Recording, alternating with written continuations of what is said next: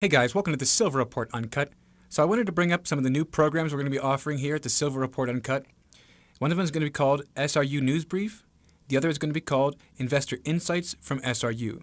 Now, Investor Insights is going to cover a lot of exclusive content. Investor notes the big banks are writing to their investors. There's paid content normally. It's going to cover a lot of things from the hedge funds. Market insights, things that are coming out in the future, individual stocks, analysis on all that. And also, there's going to be SRU News Brief. These are just going to be short stories, keeping you informed on what's going on in the world a lot faster, a lot more reliably, a lot more content. Able to be easily identified by the thumbnail they'll have on it. They're going to have consistent thumbnails, and so you're going to know if it's going to be this program, which always has all different types of style thumbnails these days, if it's going to be this program, or if it's going to be the news brief, or if it's going to be the investor insights. And that way you'll be able to tell them apart. If you like just our content, great. Subscribe to the channel. Like the videos. Help us to get known out there. But if you like all three of them, even better. You can go ahead and subscribe and you get full selection of different content. We're trying to expand what we are providing, the speed at which we're providing it. I hear a lot of what you were saying about the last co-host we had on. As you can tell, you've only been hearing my voice, so I do hear you. So this way, I'm going to make sure it's easily identifiable, and so you know there's no surprises coming down the line. All right, so let's get back to our regular program. I thank you guys, and stay free. Hey guys, welcome to the Silver Report Uncut. If you haven't, be sure to subscribe to some of our new platforms. We're on Instagram now. It's just instagram.com/Silver Report. We're on TikTok. It's tiktok.com/The Silver Report. And we're also on several others, so make sure to check out the description. I'll add those down there and come and follow us. We need followers. So they're robbing us blind if you haven't been paying attention. Just last week, you may have missed it, but it was one of Congress's greatest ever con jobs. They just approved $750 billion to transition us away from fossil fuels and coal toward the reliance on wind and solar. They also subsidized a bunch of chip manufacturers because of their failure just 2 years ago. The worst of it all is the Inflation Reduction Act. It's shameless. Of course, this is a total lie, and the inflation has been caused directly by Congress and all of their ridiculous spending. To give themselves $750 billion of our money to spend on making sure gas is more expensive, at a time when we are literally in a crisis right now. And of course, the big picture is terrible. What we have now is very similar to what you see in dying republics. The political elite, the power hungry, they are decimating our country. They're stripping everything they can away, everything of value. They're trying to steal it before it completely collapses. They're going in and they're even printing money to be able to make this excess seem normal. But none of this is normal. We have devastating things happening for the American consumer, and the only debate we've seen recently is whether or not we're going to be in a recession. Whether we're in a recession. This is like a criminal gang that has broken into a home, a beautiful home, and they're snatching everything they can before the owners get back. It's exactly what we're seeing right now. And it's worse than that. What Congress is doing today with its out-of-control trillions of dollars in spending is depriving future generations of a chance at prosperity. Something they were handed. Something they swim in. The prosperity of all of us combined. This people power. They're stealing it. They're robbing us. They're laughing at us about what we're dealing with inflation. And what is going to be left? We're going to have almost nothing to hand down. In fact, maybe I guess that's the goal, that we own nothing. But more importantly, hope for the future has been broken. It's been stolen. And last week, it was consumed by debate over whether or not we were in a recession. Now that's the funniest part to me. And it's not funny, it's really sad. It's really sad so many Americans could be out of touch. They're debating on whether or not we could be in a recession. When you look at the data, it shows that we are in some of the worst economic crises we've ever seen. And they intend to try to alter the definition. They want to alter the conventional definition of a recession, just like you would expect whenever somebody has such devastating numbers. The craziest thing in all of this is that with everything they have, they only explain that the low unemployment rate is the only thing that means we're not in a recession, that the economy is doing strong.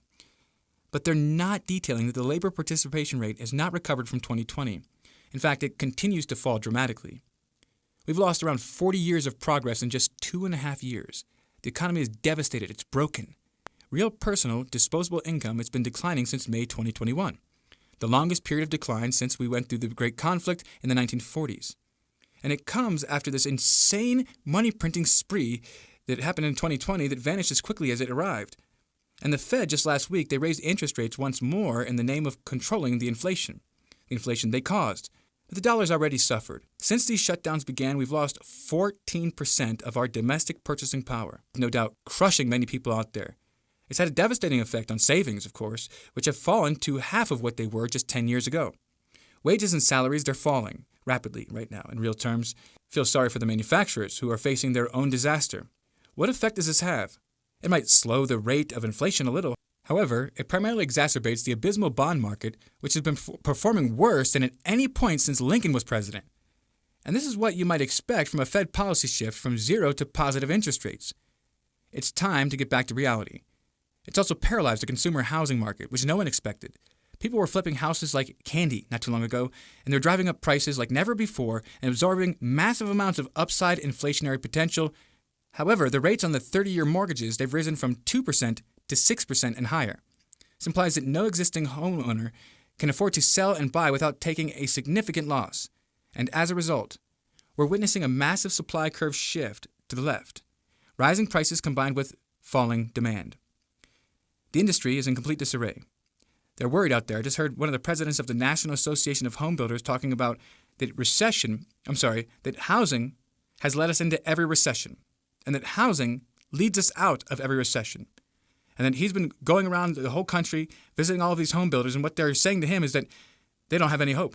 They don't have anything to give. They have no way that they're going to be able to pull us out of this recession, so he expects it to be an abysmal recession that goes on and on and on, because there's nothing that can ever propel us out of this. And this is only the beginning. Credit card debt is increasing massively, and so are the defaults as real incomes fall precipitously. Business investments, they're declining. Consumer confidence has plummeted to an unprecedented low, and the trust in government is soon to fall into the single digits, which is, in a sense is a good thing because they are not to be trusted. They're doing great harm to you. Now, the big difference now and what happened in the 1970s, of course, because we got out of that inflation, is that at that point, they were also having this emphasis on economic growth. Right now, there's no such thing. A recession did occur, but thanks to the influence of pro-growth economists, the entire country took a different path than what it would have been on. That was a path of development, a path of hope. It's not going to happen right now. The Fed, on the other hand, is driving the recession at a time when the ruling class has decided that the rest of us should be poor and also hungry. They're also driving around Flintstones vehicles, of course, foraging for our food, but for the time being, the result is a shocking stagflation. We don't even have a name for what's going on right now. Depression has already been thrown around a lot, but how do you describe high inflation combined with a fabricated depression? They call it transition, of course, transition from the fossil fuels and coal. Nonetheless, the New York Times assures us that this massive spending bill will assist the government in meeting its lofty goals around the weather. And this is really the time for this? Is this the exact time that we need to be spending this enormous amount of money to go and to deal with the weather? At a time when America's economy is crushed. Inflation is out of control. They're just going to print money, print more money. We're over $30 trillion in debt. They want to take another $750 billion like it's nothing.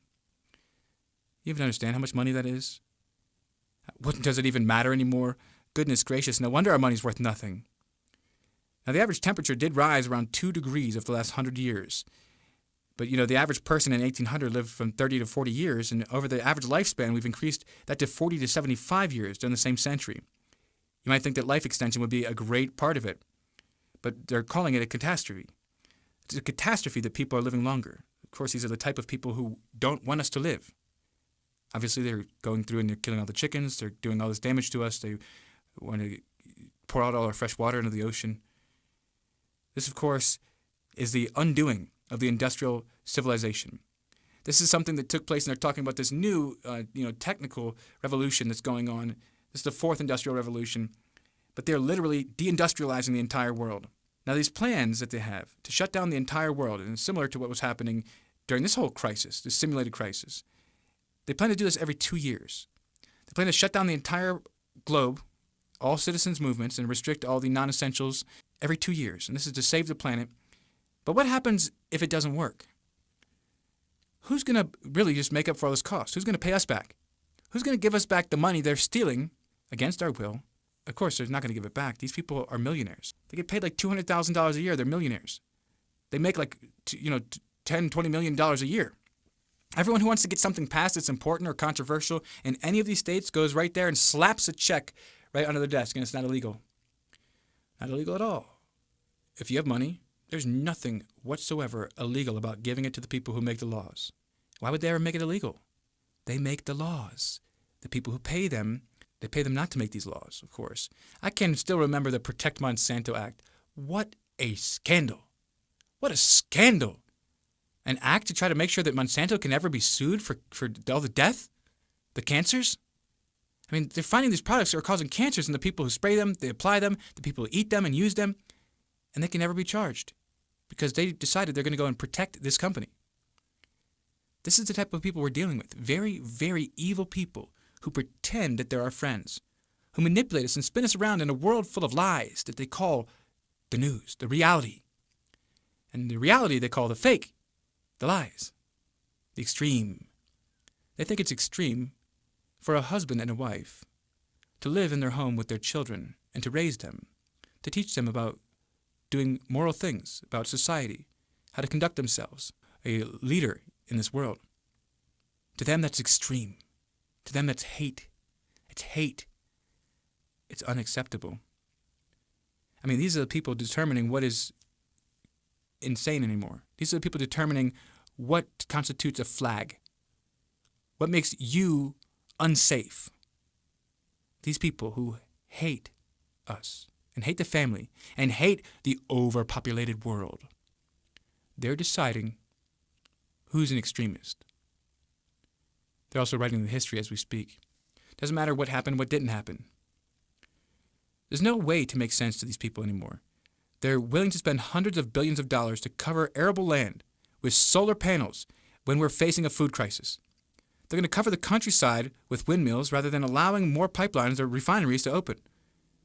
The emergency of our times is undeniable. There's a solution of putting a hard stop to the insanity of government spending, money printing, mandates, controls, the impositions that are suffocating economic growth and the shortening people's lives at the same time. It's unclear whether the current regime has any connection to reality at all. The current strategy appears to be to wreck as much as possible before being swept out of office. I don't think they plan to leave. You think, oh, well, they're not going to do that again. Why not? Why not? Why not do it forever? I mean, what does the future look like to you but a boot on the back of a human neck forever? They're taking these huge efforts and these policy shifts, these lies. It all began with the most draconian and destructive policies. It shattered the world economy. What was being described at the time as the greatest economy ever. And the economy was much, much healthier back during that time before they destroyed it. Now they've only shifted the goalpost, shifted the numbers. None of it's real. There's no recovery. The workforce participation is dropping, and it has been dropping since we entered this crisis. There's no record low unemployment. They're removing these people. They're removing these people from the potential of those that would consider looking for jobs. They're gone. They're being removed. They're not in the workforce. They're dropping out. The workforce is declining. It's going to keep declining. They expect by 2043 that their deaths are going to surpass births because we have an aging society, a dying society, and the population is about to fall off drastically due to natural causes, due to this whole anti-family, anti-children push that is going on through the media. You know, pretty much everywhere you turn, they're telling you to get a vasectomy. They're telling you to go and alter your body constantly. And this is where we're at. China's going through the same thing. They took away our education for our children. That's what they did during this crisis. They made them all weirdos. They demoralized the labor markets. They were selected as being essential or not essential. And this broke the long-established market relationships. It blew the federal budget many times over. Many of us, of course, were worried what might happen back when this started taking place, but now these numbers are ridiculous. We know what already has happened. They talk about we're in a recession or we're not in a recession. Wake up. Wake up before it's too late. Nothing can stop this ship. It has already sailed. We are heading one direction only. This thing is going down. It's going down. There's no doubt about it. I thank you guys for stopping by and joining us. As always, stay free.